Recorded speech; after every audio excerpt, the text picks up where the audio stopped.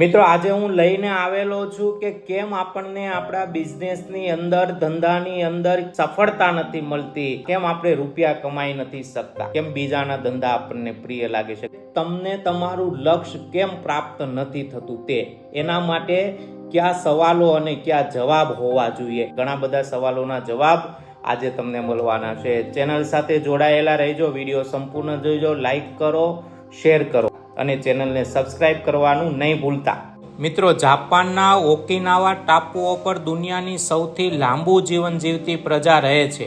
ઓકિનાવા જાપાનની દક્ષિણ દિશામાં આવેલો ટાપુઓનો સમૂહ છે. અત્યાર સુધીમાં ત્યાં 600 લોકોએ એવા છે કે જે 100 વર્ષથી ઉપરની ઉંમરના છે. દુનિયામાં લાંબુ જીવન જીવતા લોકોની આ સૌથી વધુ સંખ્યા છે. તેમાંથી ત્રીજા ભાગના લોકો 97 વર્ષની વય સુધી સ્વતંત્ર રીતે જીવતા હતા. મતલબ કે તેઓ જાતે જ બધું કામ કરતા હતા અને પોતાનું ધ્યાન જાતે રાખતા હતા. બાકીના દુનિયાના લોકોની સરખામણીમાં ઓકિનાવાના લોકોની વયવૃદ્ધિ ધીમી છે. તેમને હૃદય રોગોની બીમારી થવાની સંભાવના 80% કરતાં ઓછી છે. અહીં હૃદય રોગ, સ્ટ્રોક, કેન્સર અને ડાયાબિટીસનો દર દુનિયામાં સૌથી ઓછો છે.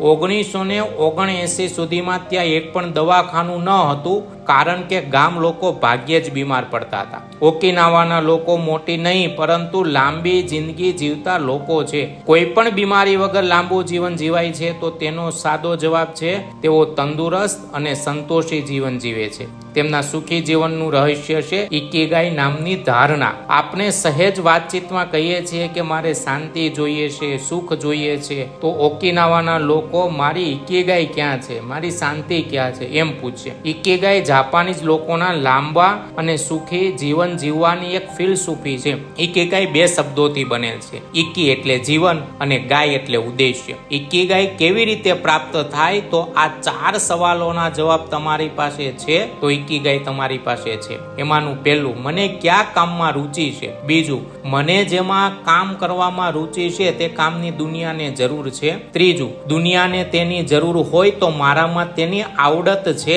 અને ચોથું, જો આવડત છે તેમાંથી મને પૈસા પ્રાપ્ત થશે કે નહીં. તમારી પાસે જો આ 4 જવાબો હોય તો તમને તમારી ઇકિગાઈ, જીવન ઉદ્દેશ્ય, તમારું લક્ષ્ય તમને પ્રાપ્ત થયું. જે લોકોની કારકિર્દી બની નથી તેમનો જો અભ્યાસ કરો ને તો ઇકિગાઈની આ 4 શરતોમાંથી એકાદી 2 શરતો પૂરી થયેલી નહીં હોય. જેમ કે મને કોઈ એક કામમાં રુચિ છે પણ સમાજને તેની જરૂર ન પણ હોય. ધારો કે જરૂર પણ હોય તો મારામાં તેની સ્કિલ કે આવડત ન હોય, અને સ્કિલ હોય તો તેમાં પૂરતા પૈસા મળતા ન હોય. પૃથ્વી પર અંદાજે 700 કરોડ લોકો રહે છે. તેમાંથી 100 કરોડ લોકો પાસે ફૂલ ટાઈમ નોકરી છે. એક વાત એ પણ છે કે આ 100 કરોડમાંથી કેટલા લોકોને તેમના કામથી સંતોષ હશે. ગેલપ નામની રિસર્ચ આધારિત મેનેજમેન્ટ કન્સલ્ટન્સ કંપનીના અભ્યાસ પ્રમાણે દુનિયામાં 85% લોકો તેમના કામને પસંદ કરતા નથી. મતલબ કે 100 કરોડમાંથી માત્ર 15% લોકોને જ કામ કરવાનો આનંદ આવે છે, જેમાં પૈસા પણ હોય અને જેમાં આનંદ પણ આવતો હોય. તેવું કામ જો કારકિર્દી બને ને તો આસાનીથી તમને સક્સેસ પ્રાપ્ત થાય. બાકી કામોમાં લોકો કામ સાથે અને મન સાથે આજીવન સંઘર્ષ કરતા રહે છે. ઇકિગાઈ સક્સેસ વિશે અમિતાભ બચ્ચનનું એક સારામાં સારું ઉદાહરણ સમજીએ. ફિલ્મોમાં આવતા પહેલા અમિતાભ બચ્ચન 1962માં કલકત્તામાં એક બ્રિટિશ કંપનીની ખાણ કંપની હતી એમાં કામ કરતા હતા અને 500 રૂપિયાનો પગાર હતો. 7 થી 8 વર્ષ સુધી એને કામ કર્યું. કાલા પથ્થર ફિલ્મને યાદ કરી અમિતાભે આ વાત કરેલ હતી. ખરેખર અમિતાભને કોલેજના સમયથી નાટકો, અભિનય કરવાનો શોખ હતો. કલકત્તામાં પણ તે શનિ રવિની રજાઓમાં થિયેટર જોવા માટે જતા હતા. કલકત્તાએ બચ્ચનને એક સ્થિર નોકરી આપી હતી અને તેમાં ભવિષ્ય પણ હતું, એ વાત સાચી. પરંતુ સાહિત્ય કલાનો જીવ હોવાથી તેમને ત્યાં સંતોષ ન હતો. તેમને મુંબઈ જવું હતું. અગાઉ 5 ચક્કર મારી પણ આવ્યા હતા પણ કોઈએ કામ આપ્યું ન હતું. તેમની પહેલી નોકરી કલકત્તાના ખાણ કંપનીમાં હતી. એ તેમનું ગમતું કામ હતું તો ના, નૈનીતાલમાં સ્કૂલમાં, દિલ્હીમાં કોલેજમાં અને કલકત્તામાં એ નાટકો કરતા હતા, પણ જીવન નિર્વાહ માટે ખાણ કંપનીમાં કામ કરતા હતા. એ કામ ગમતું ન હતું. અમિતાભની રુચિ અભિનયમાં હતી.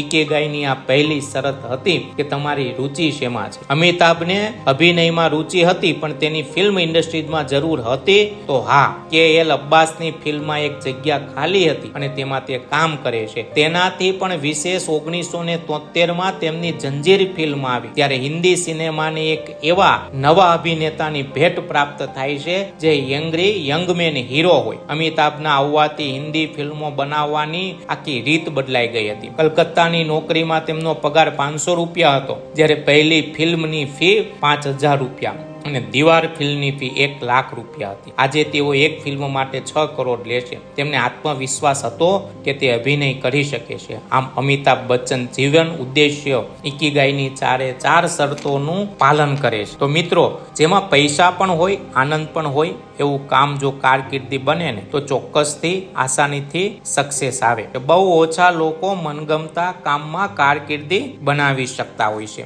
બીજું, તો પછી તમે જે કામ કરો છો એ મનગમતું કામ છે કે પછી કામને તમે મનગમતું બનાવી લીધું છે? કોમેન્ટ બોક્સની અંદર જરૂરથી લખજો. જય હિન્દ.